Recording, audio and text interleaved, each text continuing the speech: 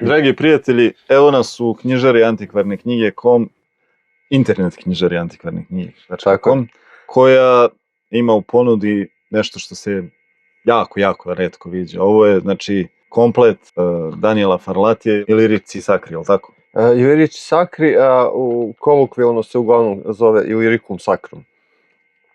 I ja mislim da je prvi put u ponudi kod nas u Srbiji, čak i u inostranstvu. Posljednji primjerak, prema mojim saznanjima, je bio u ponudi pre 12 godina i to samo drugi tom. Znači ne prvih 5 od 8 koliko postoje.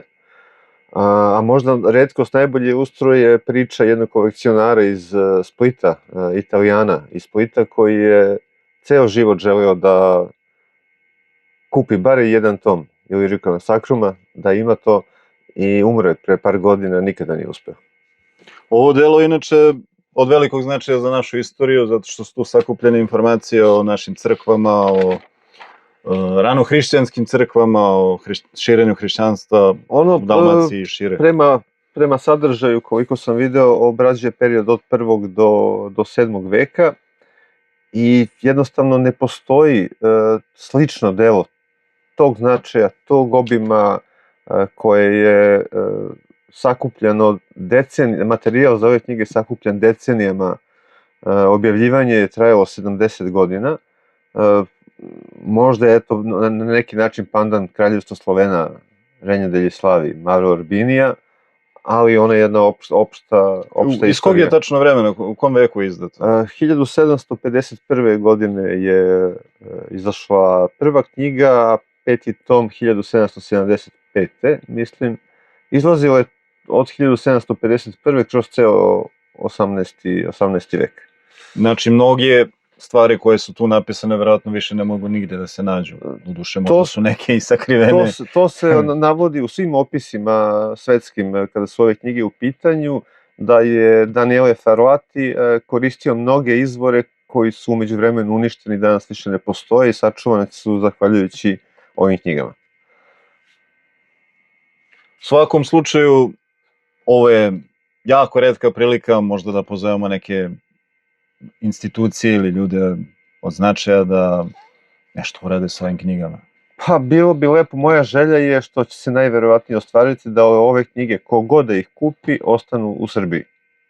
Pošto, koliko znam, kod nas postoji samo jedan komplet u univerzitetskoj biblioteci, Narodna biblioteka ima samo drugi tom, tako da bi ovo obogatilo fond bilo koje značajnije naše biblioteke. A kako si ti došao do ovih knjiga? Pa ja, pošto se bavim starim knjigama, imam prijatelje u različitim zemljama i prijatelje i kolege koji se bave istim ovim poslom i mogućnost da uopšte nabavim ove knjige bilo je rezultat jednog takvog prijateljstva.